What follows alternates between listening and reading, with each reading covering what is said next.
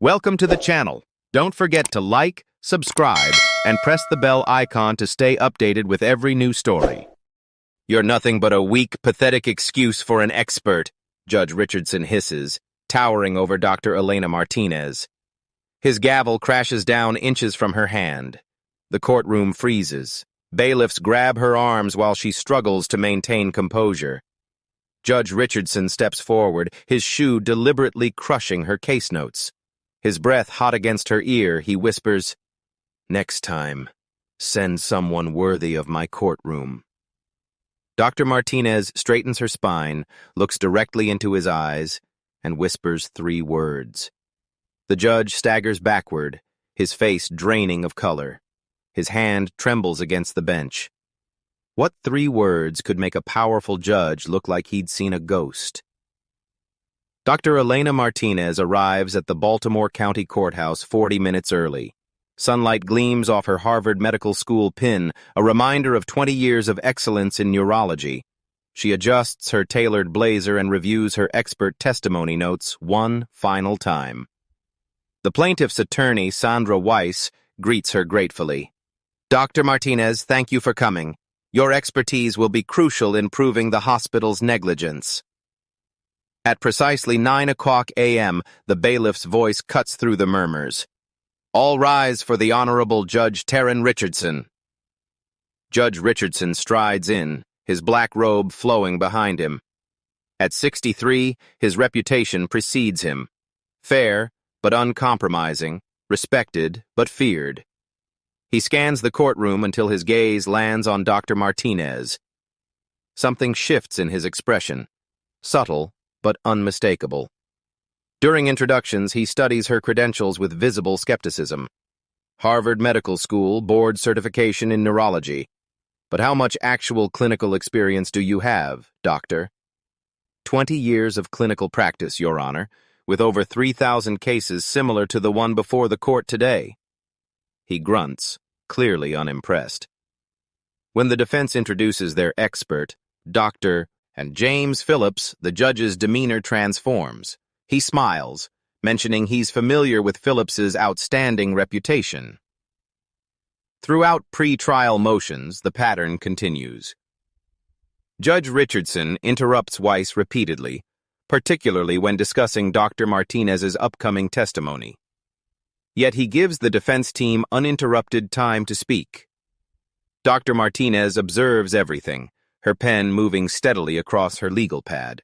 She notes each interruption, each dismissive gesture directed her way. "I'm sorry about this," Weiss whispers during recess. "Richardson has a reputation for being old school." "I've noticed," Dr. Martinez replies calmly. "But don't worry, I've dealt with this type of behavior throughout my career." What neither the judge nor anyone else realizes is that Dr. Martinez has developed more than patience during those years of facing bias. A familiar name on the court docket connects to Dr. Martinez's past in ways that will soon shatter Judge Richardson's world. The trial begins with opening statements. When Weiss calls Dr. Martinez to the stand, Judge Richardson's mouth tightens into a thin line. "Dr. Martinez, please state your qualifications for the record," Weiss begins. Before Dr. Martinez can answer, Judge Richardson interjects. "We've already established the witness's background. Let's not waste the court's time with repetition." Weiss guides her through testimony about the patient's condition and the hospital's critical errors. Dr. Martinez speaks clearly, her expertise evident. The MRI clearly showed early signs of pressure on the spinal cord that required immediate surgical intervention. She explains the 12-hour delay violated basic standard of care protocols. Judge Richardson shifts in his seat. "Dr. Martinez, please remember this is a courtroom, not a lecture hall.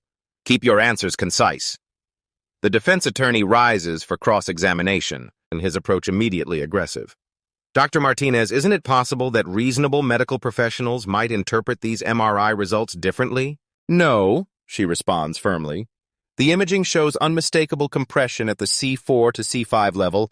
Any qualified neurologist would—" "Objection, Your Honor," Bedford interrupts. "The witness is speculating." "Sustained," Judge Richardson rules instantly. Dr. Martinez, stick to what you personally know. As the questioning continues, Dr. Martinez maintains her professionalism despite the judge's increasing hostility.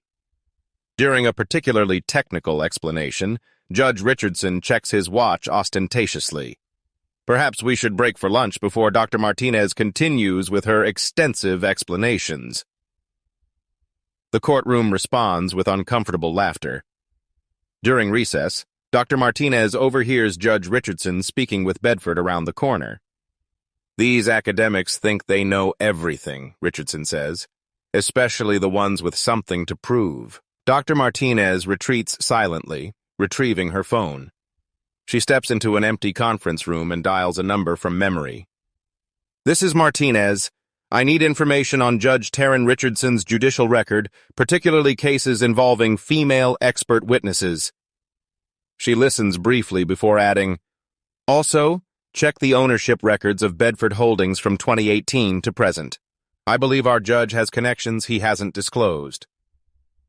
The voice on the other end asks for authorization, and Dr. Martinez responds with a code that sets machinery in motion. The afternoon session intensifies. Dr. Martinez returns to the stand, her demeanor still professional despite the morning's treatment.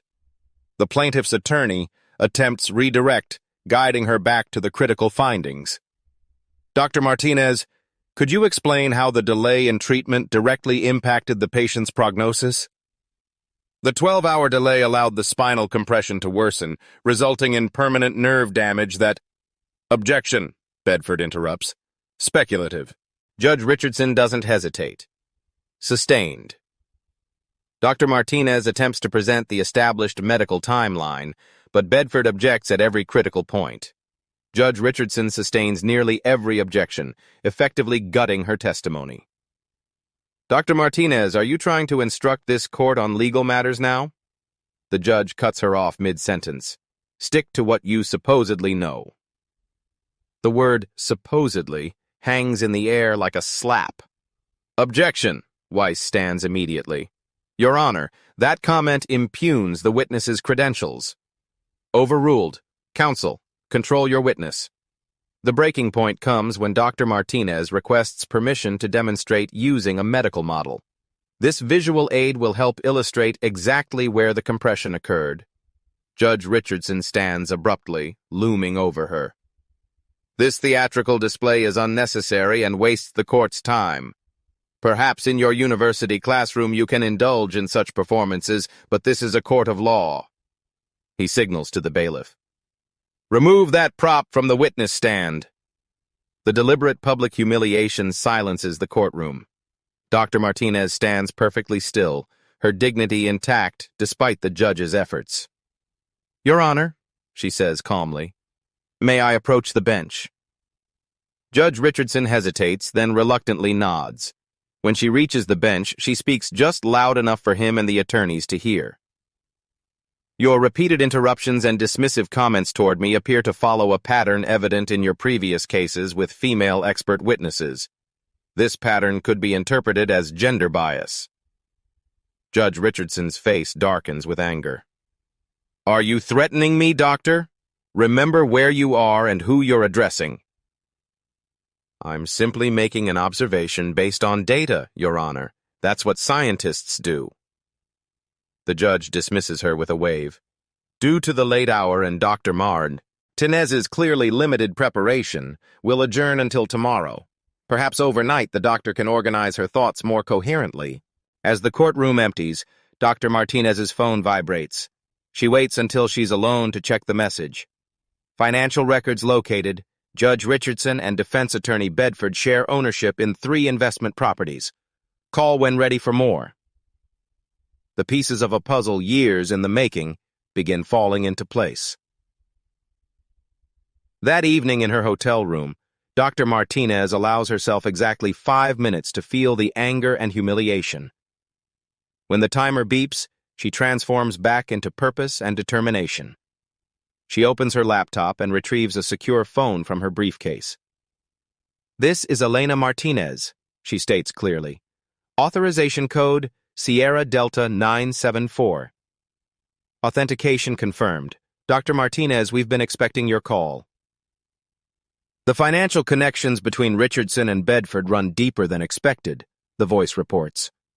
Beyond the 3 properties they co-own, we've identified a shell company that funnels consulting fees from the hospital's parent corporation to Richardson's wife's design firm. Dr. Martinez takes notes. And the pattern I suspected? Confirmed. We analyzed transcripts from Richardson's last 50 medical malpractice trials. Female expert witnesses receive sustained objections at a rate 78% higher than their male counterparts. Their testimony is interrupted an average of 12 times per hour versus 3 times for men with identical credentials. Send everything to my secure server and initiate protocol transparency. Protocol transparency confirmed. Recording devices are being placed in the courtroom overnight. From her suitcase, Dr. Martinez retrieves a small leather portfolio. Inside lies an ID card for the Federal Judicial Conduct Review Board, where she serves as a special medical advisor. Next to it rests her appointment letter to the State Ethics Commission. After facing bias throughout her early career, she hadn't just persevered as a neurologist.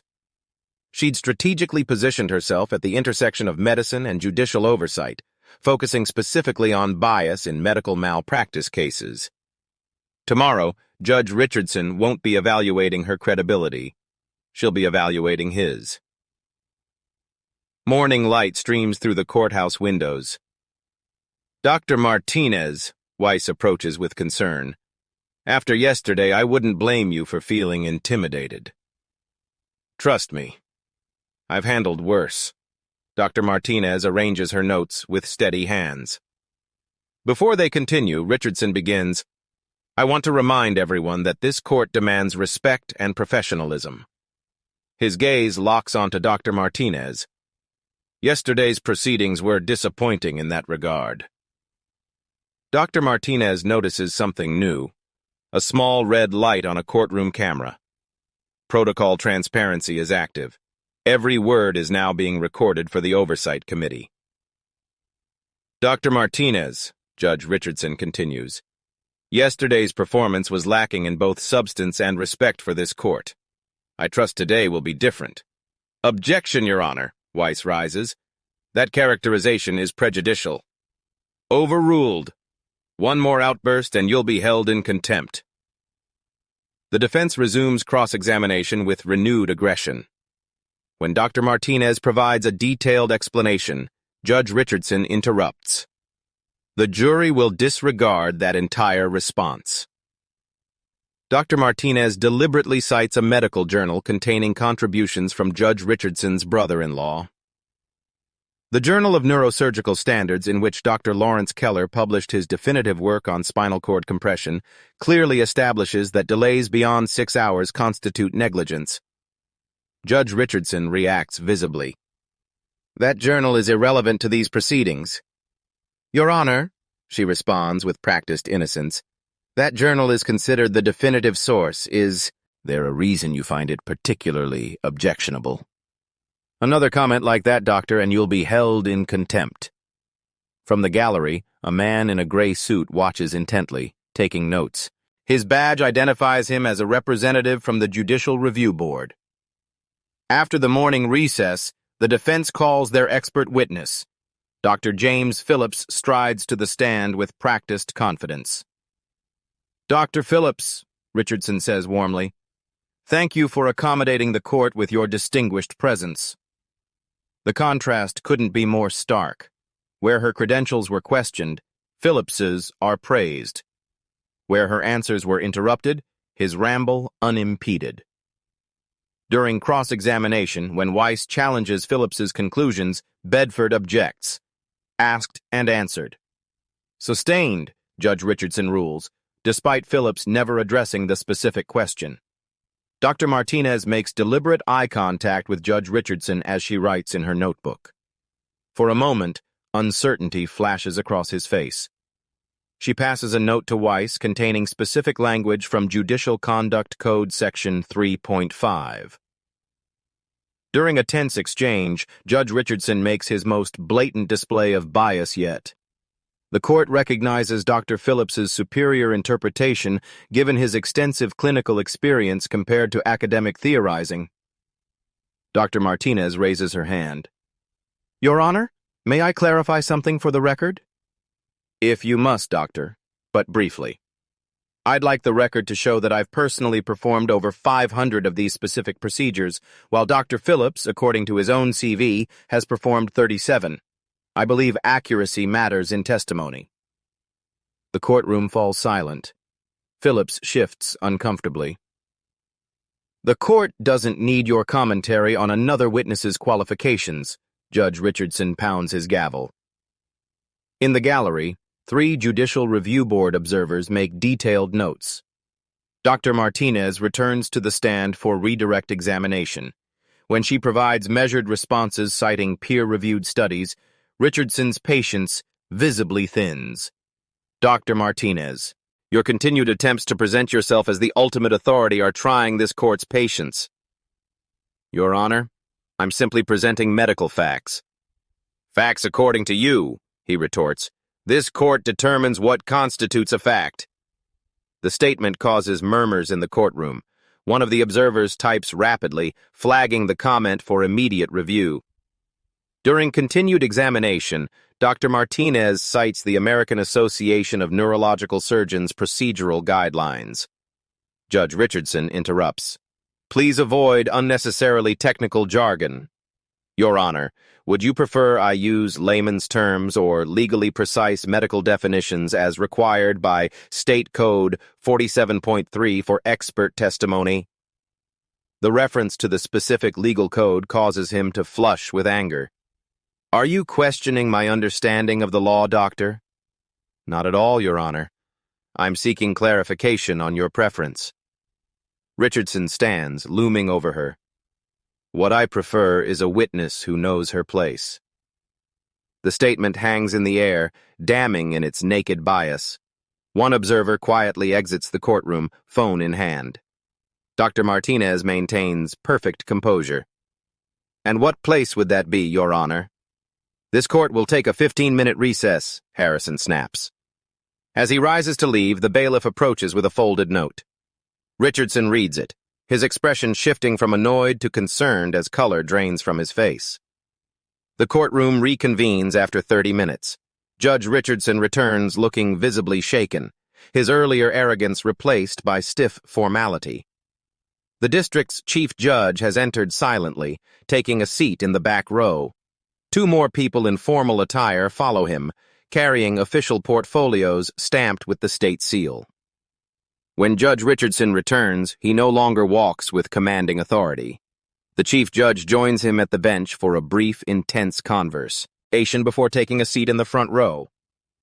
Before we continue, Richardson clears his throat, I feel I should clarify some of my earlier statements regarding Dr. Martinez's testimony.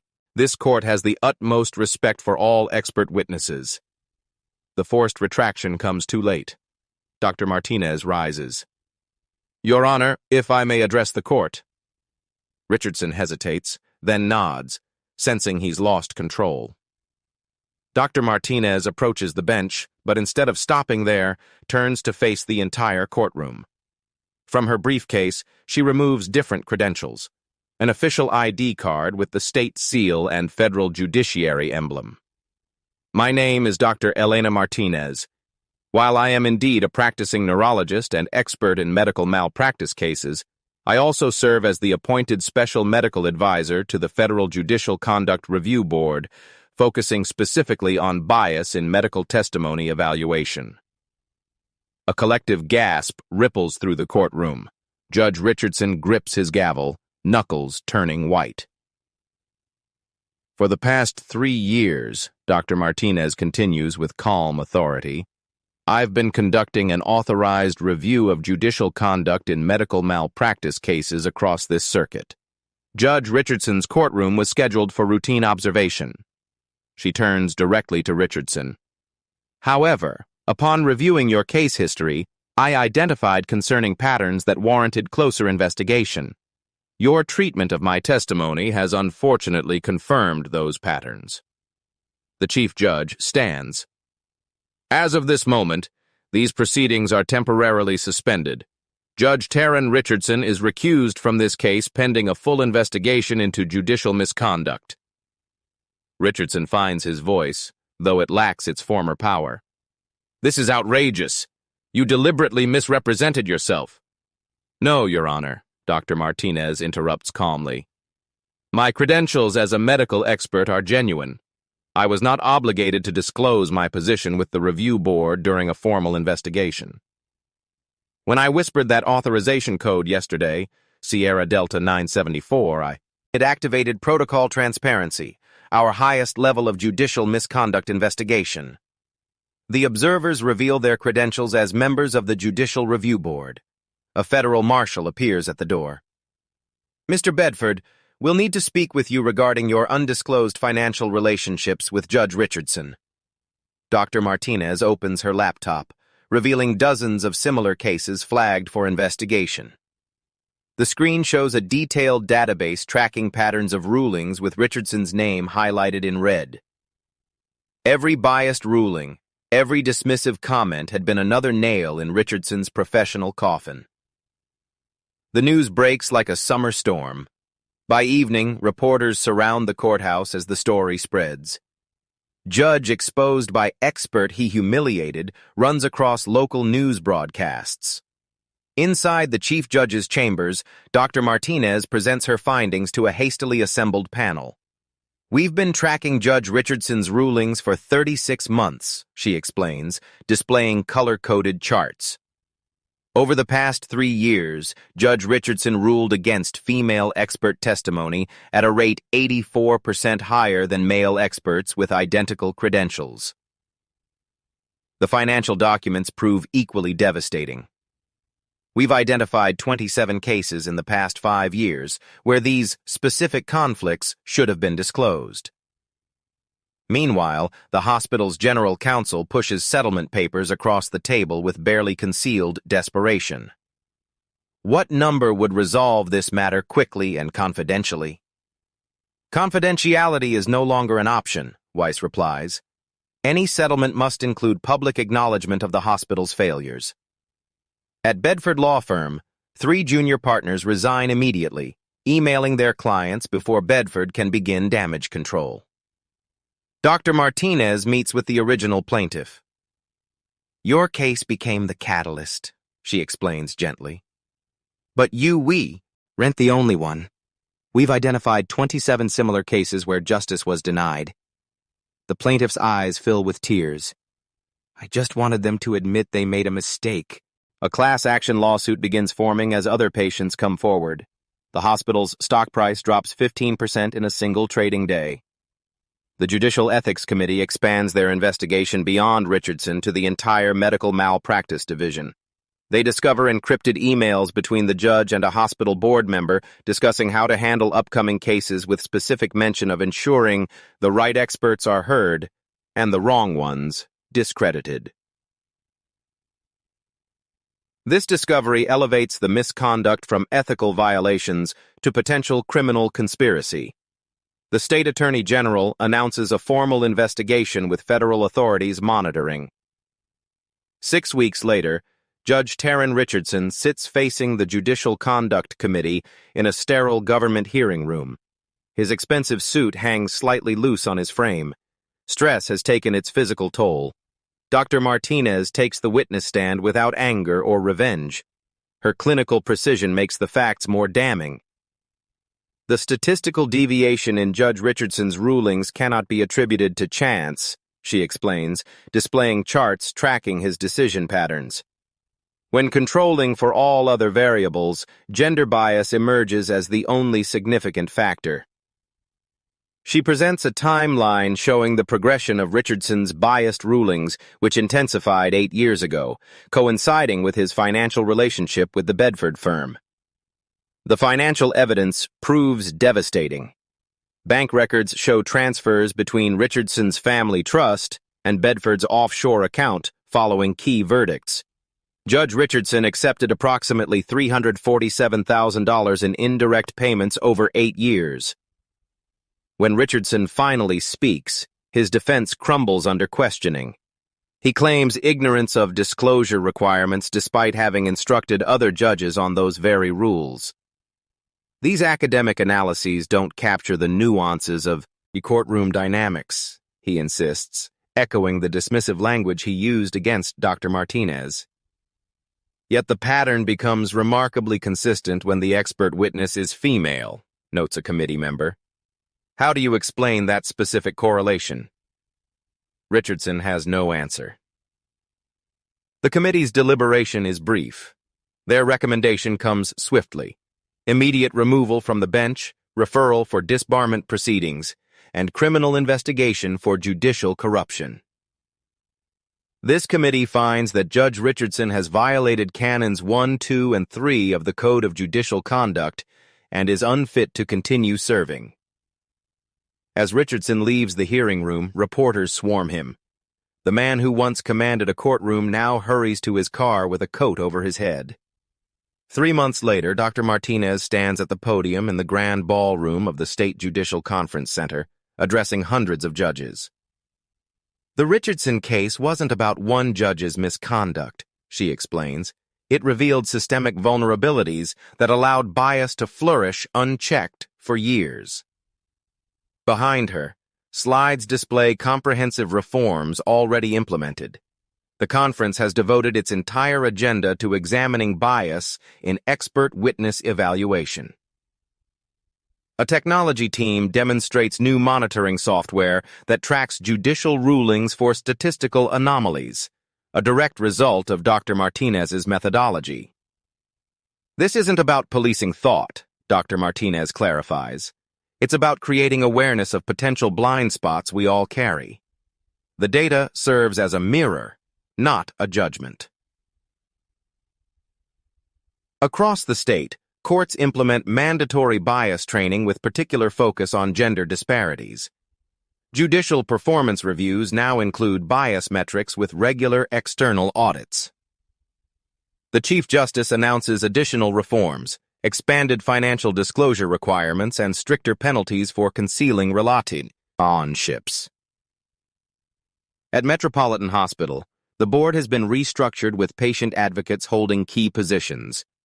We're focusing on healing relationships with patients, not just defending against lawsuits, the new board chair explains.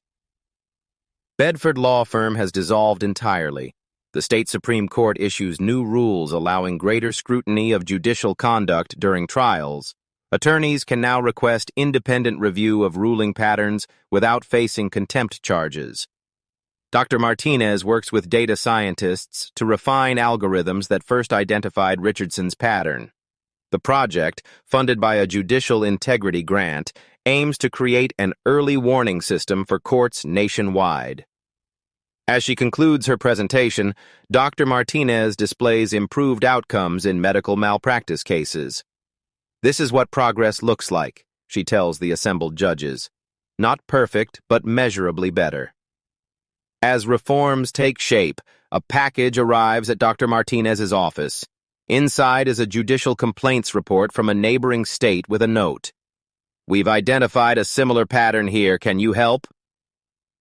The battle against bias had only just begun, with Dr. Martinez now recognized as its most formidable warrior.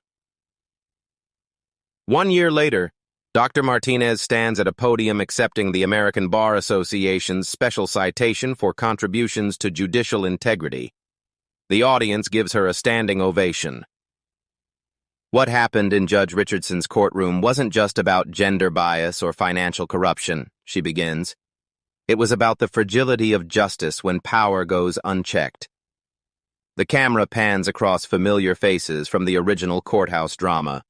The plaintiff who finally received proper compensation, the chief judge who supported the investigation, even one of the junior partners from Bedford's firm who became a whistleblower. Systems depend on people willing to hold them accountable, Dr. Martinez continues. A year ago, I stood in a courtroom being deliberately humiliated because I represented a threat to a corrupt status quo. Today, I stand before you because that same system has the capacity to heal itself when enough people demand better. Dr. Martinez continues her work as both a neurologist and judicial system advisor. Her dual expertise has made her a sought-after speaker, where she shares her methodology for identifying patterns of bias. 3 universities have created fellowship programs based on her interdisciplinary approach. Former Judge Richardson's legacy serves as a cautionary tale in ethics classes at law schools nationwide. After pleading guilty to reduced charges, he serves community service at the same hospital he once protected. Accountability doesn't always mean punishment, Dr. Martinez explains when asked about Richardson's sentence. Sometimes it means redirecting someone's energy toward healing the very systems they damaged. The original plaintiff has used part of their settlement to establish a patient advocacy foundation with Dr. Martinez serving on its advisory board. Together, they help vulnerable patients navigate complex medical and legal systems. The greatest injustice was that it took 3 years for this patient to receive proper compensation, Dr. Martinez notes. Our goal is to make sure no one else waits that long for justice. The courtroom where it all began has been reformed as well. The new judge, a woman with both legal and medical credentials, has established a reputation for fair treatment of all expert witnesses. Dr. Martinez occasionally returns to that courtroom as an expert witness, always with a moment of reflection. The experience has neither hardened nor embittered her. Instead, it has reinforced her belief in systems of accountability and the power of speaking truth, even when your voice shakes. Her office has expanded to include a small team dedicated to monitoring judicial bias in medical cases nationwide. On her desk sits a small plaque with words that have become her personal motto: "Justice sees through bias." The case that began with humiliation has transformed into a movement for accountability that continues to spread across the legal and medical professions. Dr. Martinez doesn't consider herself an activist, just a professional unwilling to accept that some voices deserve less respect than others. In medicine, we're taught to treat the underlying condition, not just the symptoms, she explains to a student. Bias isn't just a personal failing. It's a systemic disease that requires systemic treatment.